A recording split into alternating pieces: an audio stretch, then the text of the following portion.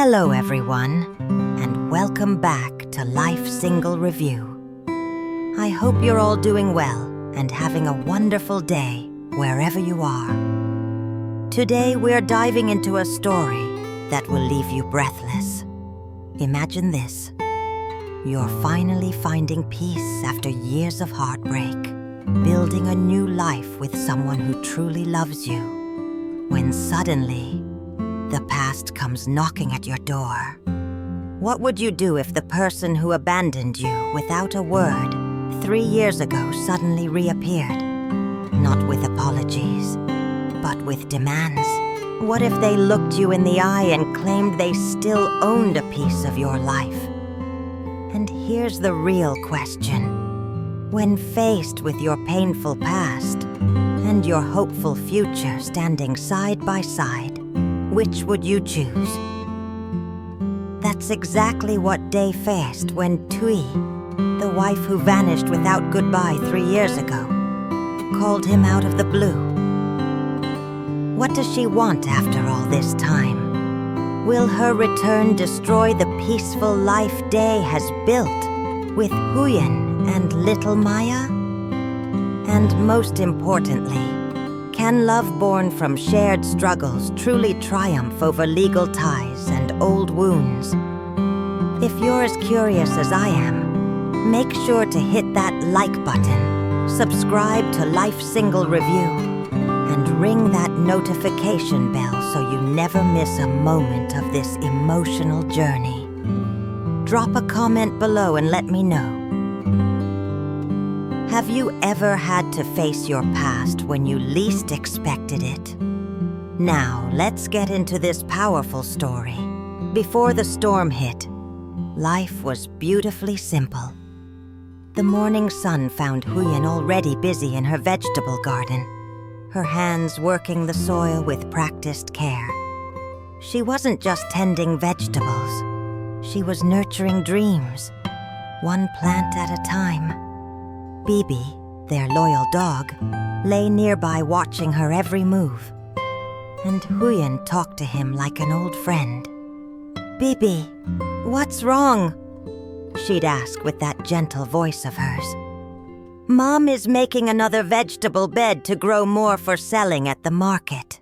You could hear the determination in her words. This wasn't just about vegetables. It was about survival. About making ends meet, about building a better life for Maya. Huyen moved through the garden with purpose, carefully spacing out the mustard greens so they'd grow big and tender. "We have to make use of every bit of land to grow vegetables," she explained to Bibi, who watched with those understanding eyes. "This new year, Mom will have plenty of vegetables to sell." The vegetables were growing so densely that she had to thin them out, transplanting some to new beds. Every plant mattered. Every leaf represented a few thousand dong at the market. Maybe enough for Maya's school supplies or a special treat for dinner. When the greens were ready, she picked the freshest bunches, knowing they'd taste really good. These weren't just vegetables. They were love, made visible. Hard work, transformed into nourishment. At the market, Huyen moved from customer to customer with quiet dignity. "Miss, would you like to buy some vegetables?" she had to ask, her voice hopeful but never desperate. "Auntie, could you please buy some vegetables from me? They're very fresh and tender." When one elderly woman forgot her money, Huyen didn't hesitate. "That's all right, Auntie. You can pay me next time you see me at the market." That's who Huyen was. Kind even when she couldn't afford to be. Generous even when every dong counted. Meanwhile, Dee finished his shift and stopped by the market. The red tilapia looked incredibly fresh, practically swimming in their vitality, and he knew immediately what to do. He'd braise them with pickled mustard greens, Huyen and Maya's absolute favorite dish. Coming home before everyone else, he moved through the kitchen with the confidence of someone cooking with love. He seasoned the fish carefully, adding that special gan fruit for fragrance and that beautiful golden color. "The fish is really fresh today," he said to Bibi, who'd come to investigate the delicious smells. "Braising it with pickled greens will taste amazing." Both Huyen and Maya loved this braised fish with pickled greens. While the fish marinated, Day stepped into the garden Huyen had worked so hard on. The vegetables were thriving under her care, each row perfectly aligned, lush and green. Huyen's vegetables grow so fast. "She's really skillful," he murmured with genuine admiration. "The garden looks so beautiful. Every bed is lush and green." He picked some fresh greens for boiling, talking to Bibi as he worked. "Come play with me here. Don't run to the chicken coop again, okay?" After gathering the vegetables, he even took time to water the new beds Huyen had planted that morning. His way of supporting her efforts, of showing he saw and appreciated everything she did. Back in the kitchen, Dee finished the rice and checked on the braised fish. The aroma filled the small house, that perfect blend of fish, pickled greens, and spices that meant home, that meant family, that meant love. Everything was ready. The table was set. All they needed now was for Huyen to return from the market and for Maya to come home from school. It was supposed to be just another peaceful evening in their simple but happy life. But fate, as it often does, had other plans. And then the phone rang. That simple sound shattered the peace like a stone through glass. Dee looked at the screen and his heart sank. Miss Tui. After nearly a month of silence since returning to the country, she was finally calling. "Hello, I'm listening. You want to see me right now?" His voice was steady, but inside, 1,000 questions swirled. "All right. I'll come meet you right away. Just stay there. I'll be there soon." He hung up and stood there for a moment, processing. "Ms. Taui, we were supposed to meet in a few days to settle the divorce, but it's been nearly a month since she finally came back. And now she suddenly calls wanting to meet in person. I wonder what's going on this time. Could it be that she's got another demand again?" But he pushed the doubt aside. "Anyway, she's back now. I believe that this time things will go smoothly, and we can finally resolve the divorce properly."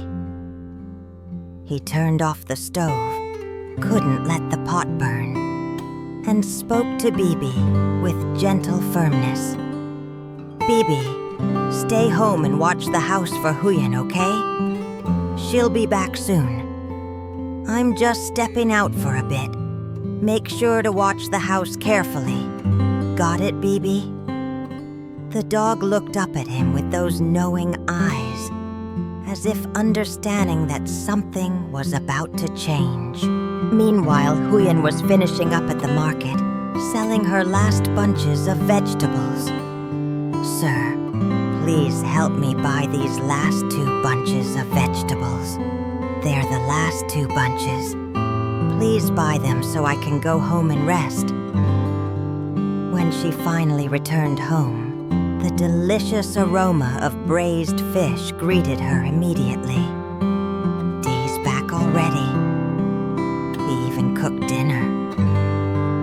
She smiled, that warm smile that came so naturally when thinking of him. But where did he go now? He even cooked a pot of braised fish with pickles.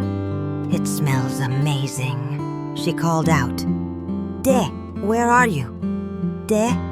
Eh, de..." But only silence answered. Where did he go? He just finished cooking. She asked Bibi, who just wagged his tail unhelpfully. The pot of braised fish is still hot. It smells so good, makes me want to eat right away. Maybe he went to pick up Maya. But it's still early. Maya's not done with school yet. While Huyen fed Bibi cucumber and wondered about De's whereabouts, he was walking toward a confrontation 3 years in the making. And then he saw her. Thuy stepped out of a car, and she looked different, wealthy, polished. I must admit, I still look as pretty as ever. Haven't changed much, she said to herself with satisfaction. It's true what they say. Having a rich lover does make life easier. Riding in a car, going for drives, it really feels luxurious. She looked around at the familiar poverty with undisguised contempt. This place hasn't changed at all, still as poor as ever. Good thing I escaped this place. If I'd stayed, I'd have suffered for life. Then she spotted Dee approaching. That old man is coming back. Still looks the same, poor and shabby. The tension when they faced each other was thick enough to cut. "So you've come back?" Dee's voice was controlled but cold. "After 3 years away from this land, I thought you'd already forgotten about this house." Thuy laughed, that brittle laugh of someone who traded warmth for comfort. How could I possibly forget when half of this house is still under my name? Dee's jaw tightened. "Your ownership rights, huh? You've been gone for 3 long years, and now you come back just to claim ownership again. You're really something. Still know your way back here to fight over things with me." She walked through the house like a queen surveying conquered territory, her disgust barely concealed. This place is still as poor as before. This house is still old and worn, no different than before. So shabby, so filthy. Dee's voice was quiet but firm. "Rich or poor, it's my life. You no longer have any responsibility here, so you have no right to judge." But Thuy wasn't backing down. "You say I have no right? Legally, I'm still your wife. And this land, this house, I still have ownership rights." De gestured to a chair, deciding to cut through the games. "You're back now, so there's no need to talk in circles. Let's get to the main issue. Have a seat."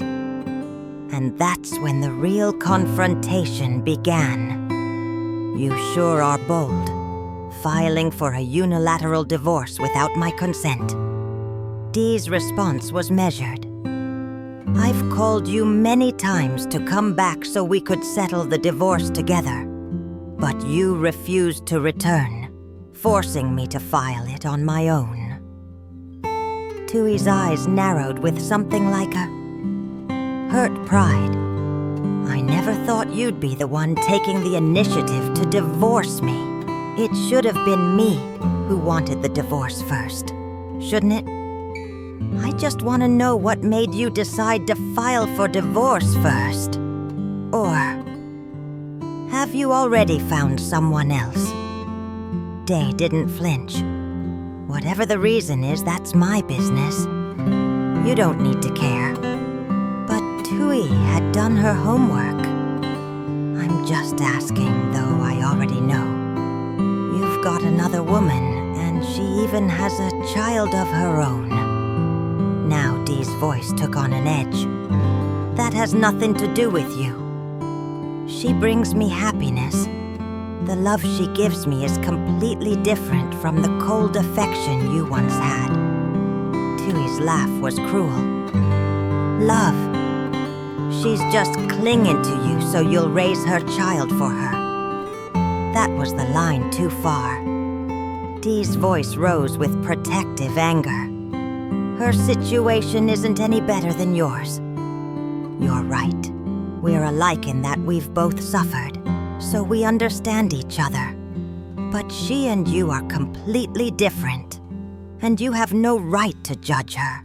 Dee took a breath, steadying himself, pulling the conversation back to solid ground. Let's get back to the main issue, the divorce. Talking in circles won't solve anything. Now that you're back, you and I will go to court together and settle this once and for all. Tui nodded slowly, and for a moment, he thought maybe she'd changed. Maybe she'd come back with some shred of decency. But then her true colors showed. I came back just to finalize the divorce and divide the property clearly. My purpose for returning is to settle the property division. Dee remained calm, reasonable. Let the court decide everything fairly. We'll split the assets equally, half for each of us. That's fair enough. But Tui's next words revealed everything. Whether we divorce or not doesn't matter to me anymore. I just need the court to grant me the larger portion of this land. There it was. The truth laid bare. She didn't care about closure, about moving on, about doing what was right. She only cared about money, about squeezing every last bit of value from a marriage she'd abandoned. Dee's voice was firm but weary. I've already said. The property division will depend on the situation as decided by the court. You left for 3 years, and I didn't blame you. Now you're back asking to divide the property, and I still agree. I only hope you'll sign the divorce papers soon so both of us can be free. That's all I ask. That's enough for me. Thui seemed satisfied, already thinking about her next move. All right, let's just agree on that. I have something to do now. To settle this divorce, make sure you come back, all right? Don't forget to keep your promise. The moment she stepped outside, she was already on the phone. Hello? Where are you? Come pick me up. Let's meet at our usual place. Dee watched her go, shaking his head. She hasn't changed at all. Still selfish and greedy, just like before. But anyway, at least she came back and agreed to go to court to settle the divorce. I just hope this time she'll keep her word. He glanced at his watch and suddenly remembered. It's time to pick up Maya. Life had to go on, and that little girl was waiting for him. When he returned with Maya bouncing beside him, chattering about her perfect score and the sandals she'd traded with her friend, the heaviness began to lift. Huyen had come home and was reheating the mustard soup. The moment she saw them, her face lit up with that smile that made everything worthwhile. You came home from work and still cooked dinner too, she said warmly. The 3 of them, soon to be 4 with Bibi, gathered around the table, and suddenly the confrontation with Tui seemed like it belonged to another world entirely. Maya was full of energy, teasing Day about his bad habits and making everyone laugh. Maya, you're lying to me again. Day pretended to be offended. I didn't say anything. Please drive me to school. Maya pleaded dramatically. Dee carefully removed fish bones for her, served vegetables to Huyen, and the simple act of sharing a meal became a celebration of what really mattered. Uncle De cooks fish really well, Maya declared between bites. Thank you, Uncle De. After dinner, Maya settled in to do her homework while De and Huyen cleaned up together, feeding Bibi and checking on the chickens in comfortable silence. Later that evening, as they walked through the garden checking for pests and watering the plants, Huyen finally asked what had been weighing on her heart. Oh, Miss Tui called me today. She wants to meet me in person. Dee's voice was matter-of-fact. So, did you meet her already? Huyen's hands stilled on the vegetables. Yes, I did. After I finished cooking and was about to pick Maya up, she called, so I stopped by to meet her. She came back to discuss the divorce, right? Dee nodded. That's right. Now we just have to wait for the court's call, and the divorce will be finalized. But Huyen needed to know more. Did she mention anything about the land?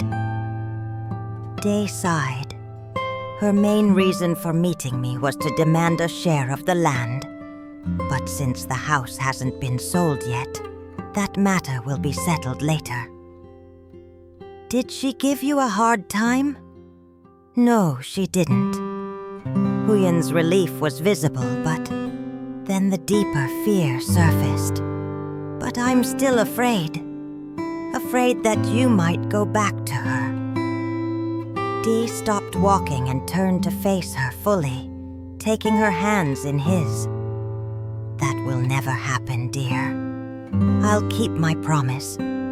Definitely. Life here is so peaceful. With you beside me, I feel so calm. If every day could be this peaceful, it would be such happiness. His voice dropped to something intimate, something true. This peaceful place has you, me, and Maya, and to me that's the greatest happiness. Let's keep trying together, and there, in that simple garden under the quiet night sky, we see the heart of this story revealed. Two women, two completely different choices. Tui chose wealth, comfort, the easy road paved with someone else's money. She abandoned love, abandoned responsibility, and came back only when there was something to take. But Huyen chose the harder path, raising a child alone, working her hands raw in the soil, building a life from nothing but determination and hope. And when love found her, she didn't see it as an escape or a transaction. She saw it as a partnership, as something worth protecting, worth nurturing, like the vegetables in her garden. Dee's choice tells us everything we need to know about what really matters. He could have chosen the legal wife, the one with claims on paper. Instead, he chose the woman who brought warmth to cold mornings, who turned a house into a home, who loved his chosen daughter as fiercely as any mother could. He chose genuine connection over legal obligation, chose shared struggles over empty status. In the end, isn't that what we all want? Not the biggest house or the most money, but someone who sees us, truly sees us, and chooses to stay anyway. But the story isn't over yet. Will Tui keep her promise this time? Or does she have more schemes up her designer sleeve? Can Dae and Huyen finally get their happy ending? Or will the past continue to cast shadows over their future? What challenges still await this little family, fighting so hard for their piece of peace? Thank you so much for watching this episode of Life Single Review. If this story touched your heart, please show your support by hitting that like button and sharing it with someone who needs to hear about real love, triumphing over shallow materialism. Subscribe and ring that notification bell so you won't miss what happens next in Day and Huyen's journey. And please, drop a comment below. I'd love to hear your thoughts. Do you think Day made the right choice? What would you do in his situation? Until next time, take care of yourselves and the people you love. Remember, true wealth isn't measured in land or money. It's measured in moments like Maya's laughter, Huyen's smile, and the courage to choose love over convenience. See you in the next video.